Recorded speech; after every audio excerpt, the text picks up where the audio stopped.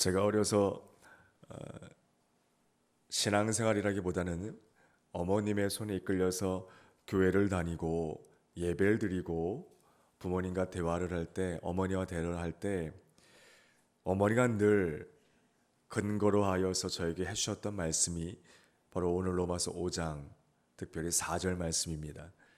하지만 이 말씀은 저에게 철모르던 아들이었던 저에게는 성장 과정 속에서 너무나도 불편했던 말씀입니다. 아프고 힘들고 찢기고 상하고 병드는 것을 좋아하는 이는 아무도 없습니다. 근데 어머니는 저에게 늘 우리가 사랑하는 아들이 인생을 살아가면서 겪게 되는 많은 어려움들이 있는데 그것은 소망이야. 그것은 소망이야. 라고 늘 어렸을 때 저한테 이렇게 얘기를 해주셨어요. 저는 그것이 늘 불만이었습니다. 그런데 제가 인격적으로 예수 그리스도를 새롭게 만나 특별히 목회의 길을 가고 있는 오늘의 이 말씀은 불편한 말씀이 아니라 이 말씀이 없었으면, 성경에 이 말씀이 기록되어지지 않았으면 어떻게 살 수 있었을까라는 소망의 말씀으로 다가오게 되더라는 것입니다. 우리가 이 말씀을 유념해서 이 아침에 좀 살펴보길 원하는 것은요, 우리 흔히 이렇게 말합니다. 기도 많이 하면, 말씀 많이 보고 성령 충만하면, 교회와 사역과 전도와 헌신의 자리에 많이 섬기면 어떤 어려움이 와도 안 아플 거야, 내지는 덜 아플 거야, 내지는 하나님이 고난을 적게 주실 거야 라고 착각을 하더라는 것입니다. 여러분 어떠십니까? 신앙생활 지금까지 해오시면서 열심히 주를 섬기고 하나님을 경외하고 주님의 몸된 교회가 되어가는 성도가 되어져서 구성원이 되어져서 함께 이루어갈 때에 기도 많이 하니까 어려움과 환난이 줄어들거나 사라지거나 하시던가요? 아니더라고요. 기도할수록 기도 많이 하는 성도들이 어찌 보면 더 고난을 겪는 것 같고, 아무 것이 없어도 주님의 몸된 교회와 하나님을 섬기려는 성도들이 당하는 어려움이 여전하더라고요. 저는 목회를 하면서 사실 가장 마음 아픈 순간은 누군가 저를 반대하거나 제가 겪는 어려움, 그것은 견딜 수가 있습니다. 그런데 특별히 말씀 붙들고 기도하면서 오직 예수 그리스도만 바라보고 사는 성도가 당하는 고난을 함께하고 바라봤을 때 연약한 목회자인 제 마음속에도 하나님, 이 성도는 교회를 위하여 전적으로 헌신하고 이 성도는 기도하여 깨어있는 성도인데 왜 이렇게 끊이지 않는 고난을 겪어야만 합니까? 라는 마음의 어려움이 찾아오더라는 것입니다. 말씀을 제대로 이해하고 붙드시면 그 곤란한 마음이 평안함으로 분명히 바뀌게 될 줄 믿습니다. 오늘 말씀을 보면 잘못 이해하면 환난이 소망이 된다. 아, 그렇구나. 성도는 우리가 성령 충만하면 어려움이 찾아와도 불구하고 즐거워할 수 있어. 즐겁게 될 거야. 이것이 성도의 특권이고 축복이야. 라는 말씀으로 오해하기가 딱 좋은 말씀입니다. 하지만 그런 뜻이 아닙니다. 마치 예수 그리스도를 믿으면, 예수를 믿는 믿음을 가지고 살아가고 신앙생활을 한다면 어떠한 환난에 불구하고 즐거워하게 될 거야 라는 착각에 우리가 빠지게 되더라는 것입니다. 이것은 마치 무슨 약을 먹거나 마약을 취하거나 주사를 맞는 것처럼 열심히 기도하면 어려움이 안 오거나 어려움이 찾아와도 감각되지 않거나 느껴지지 않을 거야 라는 오류를 우리에게 가져다 주더라는 것입니다. 그래서 신앙생활을 하면서 고통과 슬픔에 대한 감각이 없어지고 느껴지지 않고 덜하여지고 어떤 꿈나라를 꿈꾸는 것 같은 희열과 환희의 경지를 생각하는 것을 어떤 성령 충만함이나 신앙의 경지라고 우리가 잘못 이해할 때가 많다는 것이지요. 아닙니다. 오늘 말씀 4절 말씀 특별히 한마디로 이런 말씀입니다. 환난을 기뻐하는 것입니다. 잘 들으셔야 됩니다. 환난을 당해도 기뻐할 수 있어가 아니라 환난을 기뻐하는 것입니다. 고난을 기뻐하는 것이라는 것입니다. 성도는 환난 때문에 즐거워하는 것입니다. 고난이란 그 자체를 기뻐하는 것입니다. 이게 이해가 되십니까? 살짝 이해가 되지 않습니다. 그 어떤 누가 고난과 환난 자체를 기뻐할 수가 있느냐는 말입니다. 한번 제가 두 문장을 한번 비교를 해드리겠습니다. 잘 들어보시기 바랍니다. 새벽에 좀 쉽지 않을 수 있는데요. 오늘 말씀을 이렇게 한번 표현해버리면 첫 번째 문장은 이렇습니다. 환난에도 불구하고 즐거워하는 것과 다른 한 문장은 환난 때문에 즐거워하는 것. 똑같습니다라는 표정 되십니다. 다시 하겠습니다. 첫 번째는 환난에도 불구하고 즐거워하는 것. 두 번째는 환난 때문에, 환난 그 자체를 즐거워하는 것. 전혀 다르죠. 성경은 두 번째를 말합니다. 예수 그리스도의 생명이 있는 성도, 구원받은 그리스도인은 환난을 즐거워합니다. 환난을 즐거워하는 것입니다. 근데 우리의 신앙생활은 어떻습니까? 하나님 못 삽니다. 지금도 어렵습니다. 저는 감당할 수 없습니다. 어려움을 덜 하게 해주세요. 내지는 어려움을 겪지 않게 해주세요. 라고 대부분 기도하더라는 것입니다. 그 자체를 틀렸다고 말하기보다는 우리가 믿음의 초점을 조금 성경적으로 옮겨와야 된다라고 하는 말씀에 다다르게 되더라는 것입니다. 여러분, 우리의 소원이 성취되는 것, 우리의 어려움이 면해지거나 덜하여지는 것 아니요. 여러분, 성도에게 환난은 당연시 되어지는 것입니다. 당연할 뿐만 아니라 환난 속에서 당하는 고통과 슬픔들을 성도는 더 감각하게 되어져 있어요. 신앙생활을 열심히 하고 기도를 많이 하면 어려움이 와도 느껴지지 않거나 어려움에 대한 그 강도가 덜하게 될 거야. 아니요. 기도하면 할수록, 성령 충만하면 할수록 슬픔이 더 느껴져요. 어려움이 더 느껴져요. 심지어요, 내 자신의 아픔, 내 가족의 아픔뿐만 아니라 성령 충만하면 예수로 이빠이, 예수로 가득하게 되면 내 고통뿐만 아니라 내 옆에 앉아있는 성도의 고통도 느껴져요. 이 민족의 아픔도 느껴져요. 더 많은 사람들의 아픔과 고통과 절망이 다가오더라는 것입니다. 성령 충만하니까요. 예수로 가득하니까요. 예수님께서 슬피 울며 기도하셨습니다. 예루살렘아, 예루살렘아, 예루살렘아, 예루살렘아. 근데 우리는 한평생 신앙생활 하면서 기도의 자리에서 많은 눈물을 흘리는데, 여러분 한번 잘 여러분 스스로를 점검해 보십시오. 내가 지금까지 특별히 기도하면서 흘렸던 눈물을 떠올리실 때에 있으시지요? 많으시지요? 기도만 하면 눈물이 나옵니다. 하지만 이 사실의 중심에서 한번 점검해 보십시오. 내가 예수의 마음을 헤아리며 예수 때문에 슬퍼했던 적이 있었던가? 대부분 기도하면서 우리가 흘리는 눈물은 사는 게 힘들고, 자식 때문에 힘들고, 남편 아내 때문에 힘들고, 부모 때문에 힘들고, 경제적으로 힘들고, 물질 때문에 힘들고, 관계 때문에 힘들고, 대부분 내가 힘들어서 흘리는 눈물이었습니다. 여러분, 그것이 틀린 것은 아닙니다. 하지만 그리스도인이 점점 더 신앙의 깊이가 더해가고 성숙되어져 가고 예수로 이빠이어 예수의 마음을 헤아리고 하나님의 뜻을 알아가는 성도들은 이제는 조금씩 예수님이 나의 믿음 없음을 보시고 이 강팍한 시대의 완악한 세상을 보시고 지금도 얼마나 많은 눈물을 흘리면서 말할 수 없는 탄식으로 간구하고 계실까를 헤아리게 되며 예수의 마음을 헤아리며 눈물을 흘릴 수 있게 되더라는 것입니다. 이것이 성숙해져가는 그리스도인의 모습이라는 것입니다.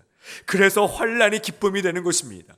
나도 어려운데라는 말을 하지 않습니다. 내 코가 석자라는 내 코가 석자여라는 말을 하지 않습니다. 내 코가 석자라도 손을 내밀 수 있습니다. 내 기도 제목도 많지만 옆에 있는 저 성도를 위하여, 같은 여전대 회원을 위하여 기도할 수 있는 것입니다. 나라 민족을 위해서 기도할 수 있는 것입니다. 슬픔이 더 공감이 됩니다. 다른 사람들의 아픔과 외로움과 절망이 더 나에게 다가오더라는 것입니다. 그래서 오늘 말씀이 뭐라고요? 환난 때문에 즐거워하게 된다는 것입니다. 여러분, 이단 종파, 요즘 신천지, 안상홍 증인의 하나님의 교회, 그 유명한 여호와의 증인 등등 많은 이단들이 우리 주변에 굉장히 많이 활동들을 합니다. 접촉이나 그런 이야기들 직간접적으로 많이 경험이 있으실 것입니다. 여러분, 그 이단들이 우리에게 찾아와서 꼬시는 거죠. 그들 나름대로는 전도인데 우리를 꼬시면서 뭐라고 말합니까? 야, 당신들이 하는 신앙생활 정통에 많은 목회자들, 자신이 정통적인 말씀에 근거한 개신교 교단이라 말하는 그 안에서 신앙생활 하니까 어떻디? 당신 너 아직도 많은 고통과 실패를 맛보고 있지? 왜 그런 줄 알아? 거기가 정통이 아니기 때문에 그래. 우리에게 와봐. 우리와 성경 공부해봐. 우리에게 와봐. 다시는 그런 실패와 절망, 고통은 없을 거야 라고 우리에게 다가오는 거 경험해 본 적 있으십니까? 이단은요, 천편일률적으로 이렇게 말합니다. 누구를 만나면, 우리에게 오면, 우리와 같이 하면, 우리에게 성경 말씀 배우면 고통과 실패는 없을 것이다. 전혀 성경에 맞지 않는 이야기라는 것이지요. 여러분, 레마라 성교라는 이단 종파 아십니까? 레마. 이단은 근처도 안 가보신 분들 같습니다. 뭐 가실 필요는 없지요. 레마 성교에서 주로 하는 프로그램이 뭐냐면 트레스 디아스, TD라는 것이 있습니다. 들어보신 적은 있습니까? 트레스 디아스가 뭐냐면요, 거기에 이제 참여를 하여서 얼마간의 수련의 캠프처럼 며칠 동안 함께 그 캠프에 참여하면요, 그 레마 성교 스태프들이요, 그 프로그램에 참여한 사람들을 왕비처럼 받들어줘요. 손 하나 까딱 안 하고 그 프로그램에 참여식 해주면서 어떻게 하는지 아세요?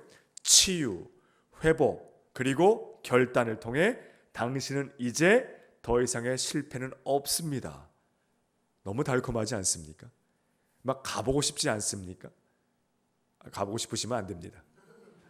근데 되게 우리가 거기 약하지 않습니까? 우리가 치명적으로 약합니다. 아니, 어느 누가 찾아와서 당신 이제 실패하지 않을 수 있습니다. 당신 그렇게 고통을 느끼지 않을 수 있습니다. 당신 이제 앞으로는 그렇게 우울하지 않을 수 있습니다 라고 말을 한다고 생각해 보십시오. 얼마나 빨려 들어갑니까? 얼마나 빨려 들어갑니까? 사는 게 너무나도 힘들고 고통의 연속이라서 우리는 울부짖으면서 이 새벽마다 부르짖는데, 아니 세상에나 거기에 가면, 우리에게 오면 고통이 없대요. 실패가 없대요. 과연 그럴까요? 아주 간단한 대답이 있지 않습니까? 여러분, 하나님의 아들 예수 그리스도가 우리의 죄 때문에 우리를 구원하실 이 땅에 2000년 전에 오셨지요. 그의 짧은 30년이 조금 넘는 인생, 말씀을 통해 복음서를 통해 우리는 알고 있습니다. 질문 드릴까요? 예수 그리스도의 생애 가운데 고통을 안 느끼고 사셨습니까? 고통 없이 사셨습니까? 고통을 느끼지 못하고 그냥 달콤함에 빠져서 어떤 육신의 연약함이나 어려움도 느끼지 못하고 하나님의 뜻을 전하려, 복음을 증거하려 공생의 기간에 3년이 넘는 시간을 다닐 때 아버지 하나님께서 아들에게 은혜를 주셔서 그 아들이 어떤 어려움도 당하지 않게, 슬픔도 경험하지 못하게, 절망도 경험하지 못하게 하셨냔 말입니다. 날마다 돌에 맞아 죽을 뻔한 위기를 넘겨서 도망 다니셨고요, 바리새인들과 서기관들과 유대인들의 괴략에 빠져서 죽을 위기를 넘기셨고요, 사랑하는 제자들이 배신을 때려서 자신을 팔아넘기는 고독과 절망과 아픔을 날마다 겪으면서 하나님의 뜻을 따라 의의 길을 가셨습니다. 그런데 말씀을 근거로 한 우리 기독교 신앙이 고작 슬픔을 덜 느끼는 것, 면하는 것, 고통을 좀 피해가는 것을 은혜다라고 말하고 있지는 않은가, 우리 스스로를 잘 점검해 봐야 한다는 것입니다. 여러분, 예수님을 십자가에 못 박았던 자들은 로마 군대와 로마 황제가 아니었습니다. 누구였습니까?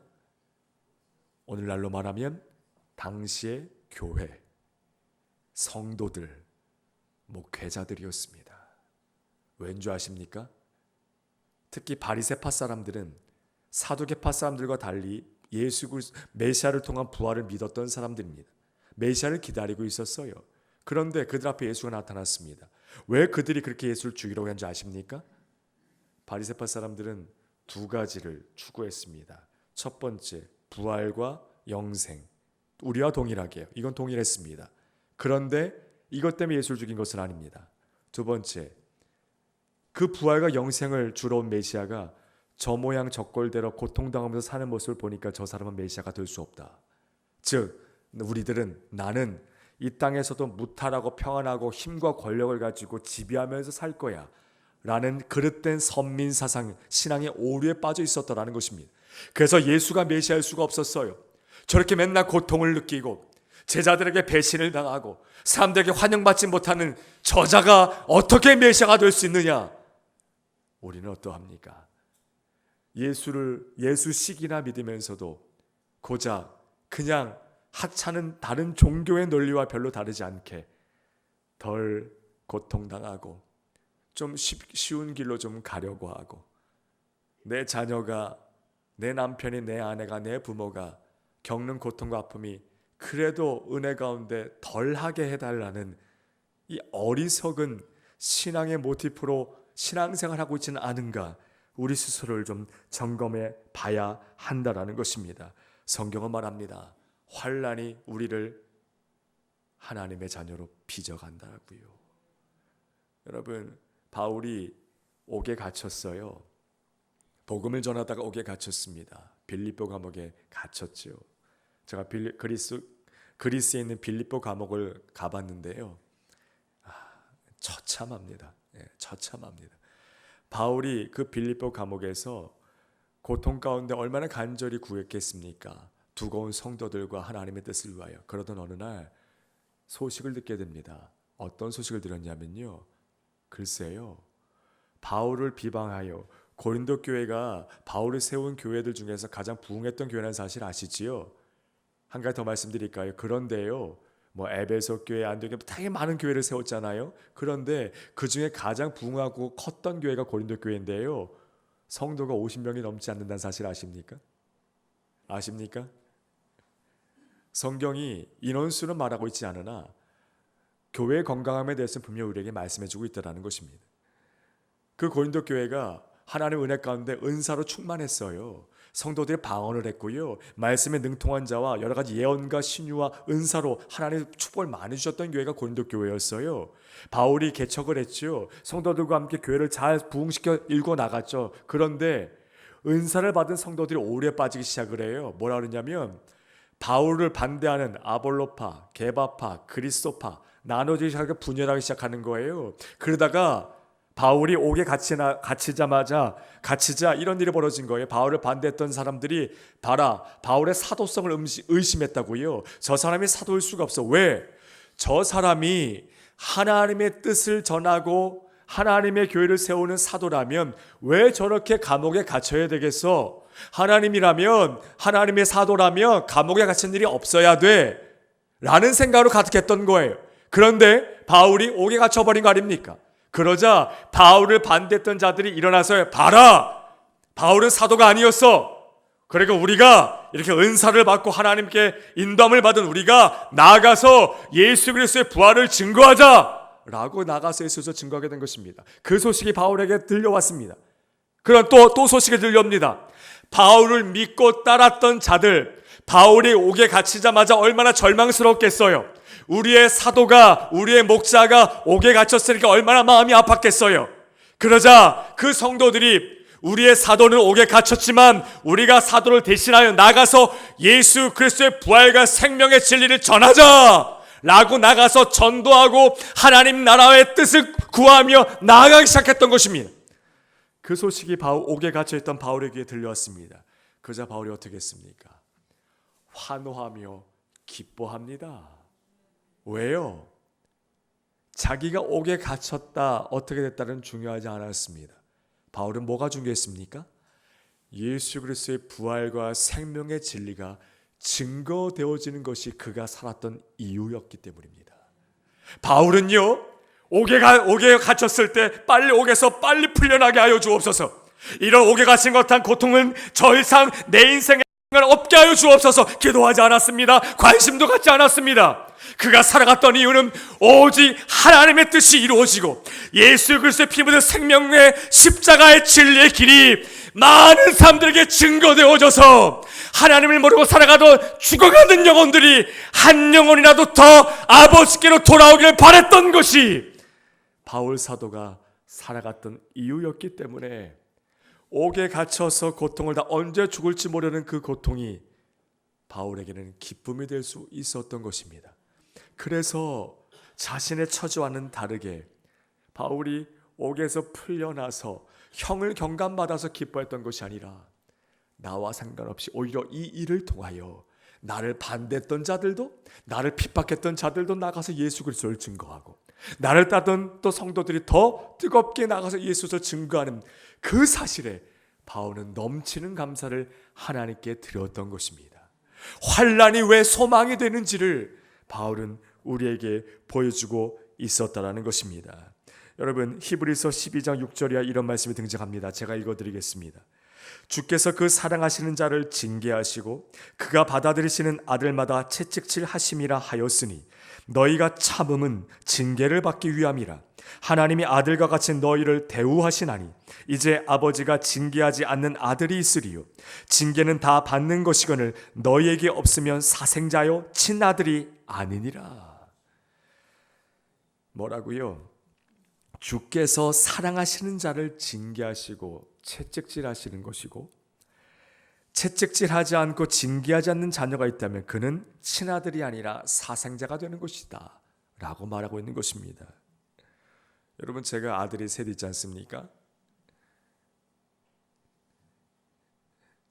어젯밤에 집회를 끝나고 막내 아들과 함께 영상통화를 하는데 아빠 어디 있어? 그러는 겁니다. 아빠 여기 이렇게 우이제일교회에 여기 예배 드리러 와 있어 라고 대답했습니다. 그러니까 아빠 빨리 와 그러는 겁니다. 아니 아빠 예배 인도하고 가야 돼 희건아 그랬더니 오라니까 아빠 계속 딴소리를 해요. 그랬더니 아빠 끝나고 주일날 교회에서 볼 거야 그랬더니 아빠 왜 안 와? 아빠 왜 우리 집에서 안 와? 왜 우리 집에서 안 자고 딴 데 가서 계속 말을 해요. 참 딸이 없어서 참 쉽지가 않습니다. 2주 전이었습니다. 사춘기인 큰아들이 엄마와 대화를 하는데 PC방 문제 때문에 엄마하고 이제 붙은 겁니다. 이 자식이 자꾸 PC방을 갑니다. 그것도 너무 많이 자주 가려고 하는 겁니다. 엄마가 이래서 대화를 재질했더니 갑자기 제가 마침 집에 있었는데 엄마보다 목소리가 더 커진 겁니다. 얘가 때가 됐구나.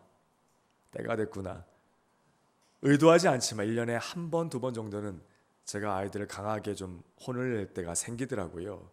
꽤 오랫동안 그런 일이 없었는데 드디어 때가 됐구나, 때가 찼구나 라는 마음이 들어서 불렀습니다. 다 나와라. 전 항상 아들 셋을 다 동시에, 한 놈이 잘못해도 셋을 같이 혼냅니다. 이게 무슨 연좌제도 아니고 군대도 아니지만 셋을 세웠습니다. 그리고 말했습니다. 가서 야구방망이 갖고 와. 각자 이름이 써있는 야구방망이가 한 자루씩 저희 집에 있습니다. 오해하지 마십시오. 이런 야구방망이 아닙니다. 나무로 돼서 딱딱해서 아프지만 요만한 야구방망이가 있습니다. 네, 제가 일본에 집회 갔다 오면서 도쿄동 구장에서 사온 건데요. 거기 제가 이름을 다 써놨습니다. 갖고 와! 얘들은 압니다. 다 하나씩 갖고 딱 나타났습니다. 너 몇 대 맞을래? 5대요. 3대요. 근데 막내가 10대요. 아무 생각이 없어요. 네. 자기가 원하는 대수만큼 저는 이렇게 살살 때리지 않습니다. 뭐 이렇게 부러질 대로 때리지는 않지만 혼날 때는 확실하게. 어설프면 안 되지요. 어설픈 훈계는 오히려 해가 되지 않습니까? 좀 목소리 정말 세게 때리시네 싶을 정도로 때립니다. 원하는 대수를 때렸습니다. 그리고 큰아들에게 물었습니다. 너 한 번만 더 엄마한테 그렇게 소리지면 너 정말 더 크게 혼날 줄 알아. 다시는 그러지 말아라. 알겠어? 근데 대답을 안 해요. 다시 물었습니다. 다시는 안 그럴 거지? 물었습니다. 그랬더니 갑자기 저 옆에서 있던 막내 셋째가 울면서 안 그럴게요 그러는 겁니다. 왜 지가 대답을 합니까? 얘 때문에 분위기가 다 흐트러졌어요. 혼내다가. 그날 밤 제가 좀 강하게 때리죠. 한 번을 때릴 때 세 아들이 같이 자는 방에 들어가서 저는 새벽 1시가 넘어서 아이들 한 명 한 명 머리에 손을 얹고 기도하고 머리를 쓰다듬습니다. 혼내는 아비의 마음이 쉽지 않죠. 필요해서 아들이기 때문에 채찍을 회초리를 대는 것이지 미워서 잘못되라고 되는 게 아니잖아요. 여러분, 하나님이 왜 우리에게 징계를 주실까요? 왜 환난을 주실까요? 왜 고난을 주실까요? 우리를 하나님의 자식으로, 자녀로 만들어가기 위해서 그러시는 거예요. 그래서 우리에게 소망이 되는 것입니다. 우리가 자녀를 키우면서 자녀에게 매를 대지 않을 수 없잖아요. 그렇지요? 매를 대지 않을 수가 없어요. 어렸을 때는 식사에서부터 편식하지 말아라, 골고루 먹어라, 꼭꼭 씹어 먹어라 시작해서 공부해라, 이 닦아라, 공부해서 남주냐 잔소리를 하면서 아이들을 키웁니다. 왜 그렇습니까? 내 자녀가 제대로 살아가고 제대로 성장하기 위한 마음 때문에 부모가 잔소리도 하고 회초리로 드는 것입니다. 여러분, 우리가 하나님의 자녀로 태어난 이후에 갓난아기 같이 신앙생활을 시작합니다. 그래서 점점 더 성숙한 그리스도인으로 장성한 분량으로 자라기 위해서는 반드시 채찍질 하나님의 간섭하심이 필요할 수밖에 없습니다. 그것을 성경에서는 연단이다, 환난이라고 말하는데 우리는 어리석게도 신앙생활하면서 그 연단을 모면하려고 환난 없이 살려고 하는 어리석은 간구를 할 때가 많다는 것이지요. 성도는 환난을 기뻐하는 자들입니다. 여러분 그거 아십니까? 생명이 있는 것들은요, 비를 맞거나 심한 모진 바람을 맞거나 따가운 햇빛을 맞아도요, 생명이 있는 것은 비록 꺾여도 여전히 자라납니다. 비를 맞아도 여전히 자라납니다. 따가운 햇빛을 맞아도 자라납니다. 그런데 생명이 없는 것은요, 비를 맞으면 썩어버립니다. 바람이 불면 꺾여 시들어듭니다. 따가운 햇빛을 쬐이면 말라 비틀어 죽더라는 거예요. 예수의 생명이 있는 우리들은 똑같은 사업의 실패나 건강의 연약함이 찾아온다 할지라도 우리는 자라나더라는 거예요. 생명이 없는 세상 사람들은 그냥 이렇게 살면 뭐하나, 낭망이고 절망이며 그냥 마지못해 사는 인생의 아픈 순간이라고 말을 하지만, 생명 새롭게 거듭난 우리들은요, 성도들에게는 비가 부는 거, 바람이 부는 거, 햇빛이 비춰진 것 같은 인생의 환난과 연단과 아픔의 때에 우리는 비로소 머지않아 점점점 하나님께로 자라나고 있다는 사실을 급기야 확인하게 되어지더라는 것입니다. 그래서 환난이 소망이 되더라는 것입니다. 유대인의 경전 탈무드에 보면 고난을 자녀들에게 양육하라라는 구절이 등장을 합니다.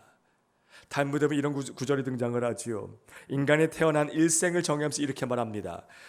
유소년기에는 부모를 위해서 살고, 청소년 청년 시기에는 자신을 위해서 살고, 장년 노년의 시기에는 자녀를 위해서 산다라고 기록이 되어져 있습니다. 이게 어떤 법칙입니까? 환난을 겪고 연단을 겪으면서 하나님의 자녀로 거듭나가는 우리 인간의 인생의 의미가 무엇인지를 우리에게 말해주는 대목인 것 같습니다. 여러분, 우리는 종종 실수를 합니다. 어떤 실수를 합니까? 어제 새벽에 말씀드렸습니다. 어려움을 겪으면 내가 뭔가 잘못한 것이 있었을 거야. 그게 아니라니까요. 하나님은 우리를 간섭하셔서 당신의 자녀답게 빚어가기 위하여 어려움을, 환난을, 채찍을 허락해 주시더라는 것입니다. 사랑하는 우리제일교회 성도 여러분들이요, 지금 어려움을 당하고 계십니까? 어떤 환난 가운데 계십니까? 오늘 말씀 잘 기억하십시오. 여러분, 욥이 자식이 다 죽고 하나님의 간섭하심으로 내어주심으로, 방관이 아니라 내어주심으로 붙들고 계심으로 고난을 겪었을 때 욥의 세 친구가 욥에게 찾아와서 뭐라고 말했습니까? 야, 욥, 너 솔직히 말해. 너가 이렇게 자식도 다 죽고 재산도 다 뺏기고 죽을 벽에 걸린 거 보니까 너는 분명히 우리가 알지 못하는 큰 죄를 하나님 앞에 저질렀을 거야 라고 말했습니다. 그래서 욥이 뭐라고 대답합니까? 아닌데, 나도 하나님께 한번 따져볼 생각이야, 물어볼 생각이야 라고 대답을 합니다. 그러자 욥의 세 친구가 더 비아냥거리면서 조롱하면서 욥에게 뭐라고 말했습니까? 봐, 너가 그렇게 지금 말하는 것 보니까 너는 분명히 하나님 앞에 큰 죄를 저질렀어. 그래서 이렇게 어려움을 당하는 거야. 우린 욥기서의 말씀을 합니다. 욥이 하나님께 특별히 잘못한 것이 있어서 고난을 겪었습니까? 아닙니다. 하나님은 욥을 정금같이 빚어가시려고 하나님의 간섭하심으로 그 환난을 겪게 하셨더라는 것입니다. 여러분, 사도행전 14장 22절을 보면 말씀이 이렇게 기록합니다. 제자들의 마음을 굳게 하여 이 믿음에 머물게 있으라 권하고 또 우리가 하나님의 나라에 들어가려면 많은 환난을 겪어야 할 것이니라. 하나님의 나라에 들어가려면 많은 환난을 겪어야 할 것이니라. 바울 사도가 루스드라에서 돌에 맞아 죽을 뻔한 위기를 넘기고 나서 그를 따랐던 제자들과 성도들에게 권면했던 말씀이에요. 뭐라고요? 하나님 나라에 들어가려면 많은 환난을 겪어야 할 것이니라. 여러분, 우리 아비 되시는 아버지께서 자녀는 우리가 고통당하는 것을 좋아하실까요? 아니요. 자녀를 훈계한 부모는, 자녀에게 회초리를 댄 아비는 그날 밤 밤잠을 제대로 자지 못합니다. 근데 왜 회초리를 댑니까? 하나님이 왜 우리에게 환난을 주십니까? 자녀로 빚어가기 위해서라는 사실을 기억하십시오. 말씀을 잘 붙들고 나가셨으면 좋겠어요. 이런 권면 아침에 드릴까요? 여기 또 이렇게 저에게도 부모님 같으신 성도님들이 많으시기 때문에 특별히 제가 그 정황과 마음을 합니다. 제가 교회를 개척해서 저희 특별히 처갓집 딸만 넷인 집안이에요. 저희 집사람이 셋째 딸입니다. 그 얼굴 안 보고도 데려간다고 가장 이쁘다는 셋째 딸. 근데 딸 넷에 보니까요, 첫째 처형이 제일 이쁘더라고요. 모계중심 사회로 가면서 딸이 이렇게 딸만 있는 집안은 정말 수시로 모이고 또 모이고 아무 일이 없어도 모여요. 요즘은 그렇더라고요. 제가 교회를 개척하니까 난리가 났어요. 큰 처형이 거의 이제 대장부시죠. 큰 처형이 우리는 셋째 제부가 개척한 교회 다 나간다. 저한테 한마디 안 해서 선포를 해보신 거예요. 제가 말렸어요. 워워 아닙니다. 전가족 출입 금지. 제가 선포했습니다. 그래서 아무도 저희 교회 지금 못 나옵니다. 그런데 작년 10월부터 저희 장인어른이 나오세요. 장인어른이 37년생이십니다. 아버님이. 장인께서 재작년에 폐암 수술을 하셨어요. 이분은 모태신앙입니다. 그런데 사업을 크게 하셨어요. 어느 정도 크게 하셨냐면 송파 세무서에서 21년 동안 납세 1위를 하셨어요. 사업을 되게 크게 하셨던 분입니다. 운전면허증이 없으세요. 평생 운전해 주시는 분은 차를 타고 다니셨던 분입니다. 잘 나가셨죠. 그런데 계속 잘 나가셨으면 제가 사위가 안 됐을 거예요. 목회자 사위 안 본다고 저를 3번이나 문전박대했다니까요. 다시 하겠습니다. 저를 문전박대했다니까요. 이렇게 멋진 사위를 어디 가서 만나시라고. 그치요? 이게 말이 되는 얘기입니까? 좀 동의해 주셔야 제가 힘이 납니다. IMF 때 크게 연대보증으로 완전히 쫄딱 망하셨어요. 사업을 하시는 25년 동안 교회를 안 나가셨어요. 이분이 모태신앙이셨는데. 근데 IMF 때 다 망하시고 예수께로 돌아오시고 저를 사위로 허락해 주시고 다시 교회를 출석하셨는데, 이제 폐암 수술을 하시면서 제가 가족을 못 오게 했는데 몇 번 저 몰래 뒤에 와서 예배를 드리고 하시던 장인이 수술을 하고 나서 회복하여 퇴원하시는 날 제가 모시러 갔거든요. 저한테 그러시는 거예요. 예건이 아빠, 내가 부탁이 하나 있네. 그러시는 겁니다. 예, 아버님 말씀해 보십시오. 내가 사위여서가 아니라 그 비트윈 교회 출석을 좀 하게 허락해 주시게나 그러는 겁니다. 제가 뭐 허락할 권한이 있습니까?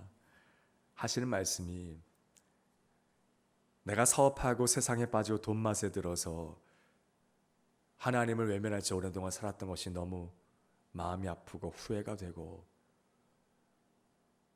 내가 사위가 목회하고 설교하는 교회 가서 예배를 들어보니 다 안다고 교만에 함부로 교회와 하나님과 성경에서 말했던 것들이 다 생각이 나면서 내가 이 말씀을 너무 모르고 살았구나. 교회만 다닌다고 했지 못해서 성경을 너무 모르고 살았구나. 말씀이 듣고 싶어서 가는 거다라는 고백이셨어요. 제가 어떻게 했을까요? 당연히 그렇게 하시라 그랬습니다. 단 조건이 있었습니다. 일단은 아버님만 허락합니다. 여러분, 성경 중심으로 신앙생활 하셔야 돼요. 젊은이들은 큐티도 하고 많이 하잖아요. 이게 제가 참 죄송한 말씀이지만 저도 벌써 노안이 와서 이게 좀 글씨가 작으니까 좀 힘들 때가 조금 있어요. 그래도 돋보기를 쓰시더라도 읽으셔야 돼요. 성경을 피면요, 여러분의 인생이 펴집니다. 성경이 지저분하면 우리들의 인생은 깨끗해지는 것입니다. 신앙생활 오래 하시는 권사님, 집사님, 장로님들이 많으신 것 같아요. 이제 생애 가운데 신앙생활의 그 중심이 말씀으로 새로워졌으면 좋겠어요. 환난을 면한다고 성경은 말하고 있지 않아요. 환난을 통해 우리가 빚어진다고 말한다니까요. 환난을 통해서 우리는 하나님도 알아간다고 말한다고 성경 우리에게 말해주고 있습니다. 기억하셨으면 좋겠어요. 우리가 잠시 밟는 환난에 경한 것이 지극히 크고 영원한 영광에 중한 것을 우리에게 이루려 함이니, 여러분, 우리가 겪는 그 어떤 환난도 고통도 고난도 절대로 하나님보다 크지 않습니다. 그 작은 연단을 통해 더 큰 뜻을, 큰 의미를, 인생의 가치를 우리는 비로소 알게 되어지더라는 것입니다. 이 말씀을 마무리할 때 성도들에게 이런 의문이 드실 것 같습니다. 근데 왜 하나님은 이런 환난으로만 우리를 빚어가십니까? 라는 마음이 솔직히 들지 않으십니까? 맞습니다. 제가 답변을 해드릴까요? 하나님이 우리를 영광스럽게 만들어 가실 방법은, 환난 말고 더 따뜻한 방법은 없습니다. 왜요? 우리 안에는 선한 것, 거룩한 것, 의에 속한 것을 추구하는 것이 아닌 반대의 것을 추구하는 본성으로 가득해져 있는 것이 우리이기 때문에 그렇습니다. 환난을 당해서 비로소 내 욕심, 내 탐욕을 쫓아가던 내 발걸음이 멈춰지더라는 거예요. 내가 하고 싶은 거, 내 명예, 내 자존심, 내 욕망을 추구하면서 살아가던 우리가 비로소 환난을 겪으면 멈추게 되고 돌아서게 되더라는 것입니다. 그래서 하나님은 연단을 통해, 환난을 통해 우리를 간섭하셔서 당신의 영광 가운데 참여되어지는 아름답고 복된 인생으로 우리를 인도해 가시더라는 것입니다. 그래서 환난이 소망이 되는 것입니다. 사랑하는 우일제일교회 성도 여러분들이요, 우일제일교회 성도님들 정도 되시면 이제는 고난 가운데 해결해 달라는 기도 하지 말라는 것은 아닙니다. 구하십시오. 무엇이든 구하십시오. 하지만 그것만 있지 않고 이제는 서서히 십자가를 지고 이 환난 가운데, 내 실패 가운데 하나님이 무엇을 뜻하신지를 구할 수 있는 그런 기도도, 그런 기도 제목도 하나하나 점점 간증되어지는 아름답고 복된 성도님들 우일제일교회가 될 줄 믿습니다. 어제 저녁 집회 때 제가 어제 새벽 시간에 잠깐 나눴던 저희 공동체의 아픔, 가장 어른이 이제 저희 장인이 되셨어요. 그 전까지 가장 어른이셨던 안수 집사님의 딸이 삶을 포기해서 치렀던 제 장래의 이야기를 잠깐 어제 새벽에 드렸지요. 그 소식을 갖고 왔었던 그 며느리, 우리 여집사님이 어제 저녁 집회 때 저희 참석을 하셨어요. 참석을 하시고 돌아가면서 저에게 전화를, 저희가 한마디 얘기도 없이 온 거예요. 저희가 집회를 다니는 것을 성도들에게 말하지 않습니다. 그냥 좀 걱정들을 하시니까요. 그냥 기도만 해주십시오라고 하는데 어제 참석을 했더라고요. 전화하는데 벌써 터졌어요. 목사님, 오늘 우일제일교회에서 예배 드릴 수 있는 것이 얼마나 감사한지 모른다고. 이렇게 정말로 신앙의 선배들이 이렇게 은혜를 구하시는 모습이 너무 아름답다고 간증을 하더라고요. 여러분 모르시죠? 이 자리가 얼마나 귀하고 복된 자리이신지, 이 교회가, 이 예배가 얼마나 귀하고 복된 것인지 모르시지요? 잘 모르시는 것 같아요. 제대로 아셨으면 좋겠어요. 저 같은 젊은 목사, 젊은 성도들이 함께 예배하는 공동체에서 보면요, 신앙을 함께 나누고 따라가야 될 선배 찾기가 어려워서 힘든 요즘입니다, 사실은. 이렇게 아직도가 아니라 더욱더 하나님을 알아가고 은혜를 갈망하는 성도들이 모여 계신 우일제일교회 대박입니다. 별로 이렇게 탐탁치가 않으시네요. 그냥 드린 말씀 아니에요. 그 성도는요, 저희 성도들은 젊고요, 되게 공부를 많이 한 성도들이 많이 모여 있어요. 그 자매 남편도요, 그렇게 누이가 자살을 했지만 그 누이도 행정고시 패스한 공무원이었어요. 이 자매 남편 대법원의 재판연구관이에요. 판사예요. 그런 게 아무 소용이 없어요. 은혜가 제일 중요한 거예요. 하나님을 알아가는 것이 기쁨인 거예요. 어려움을 당하는 것이 중요한 게 아니라 하나님을 알아가는 것이 우리의 전부잖아요. 그래서 어려움이 와도 우리는 찬송하며 그 길을 갈 수 있어요. 감사할 수 있다고요. 그런 척하는 것이 아니라 진심으로 예배하며 살아갈 수 있게 된 것이 성도의 특권이라는 것입니다. 말씀을 마무리합니다. 아그리빠 왕 앞에선 바울이 말합니다. 내가 이렇게 결박된 것 외에는 당신이 나와 같이 되기를 원하나이다. 여러분, 우리 그리스도인의 이 자부심, 어떤 연단과 환난 앞에서도 그것이 소망이 되는 이유, 오늘 말씀 기억하시면서 현재 사랑하는 성도들께서 당하시는 고난이 있다면 오늘 말씀 붙들고 기도하며 나아가실 때에 그 어려움을 통해서 나에게 뜻한 바를 깨닫게 되신 은혜가 넘쳐나길 소망하고, 그 고난의 순간이 하나하나 해결되어져 가면서 문제가 해결되어진 것보다 더 중요한 것이 왜 하나님이 나에게 이런 것을 허락해 주는 그 놀라운 말씀의 의미를 깨닫게 되어지고 간증하게 되어지는 귀하고 복된 은혜가 우리 사랑하는 우이젤교회 성도 여러분들의 삶 가운데 넘쳐나시기를 간절히 바랍니다. 아멘.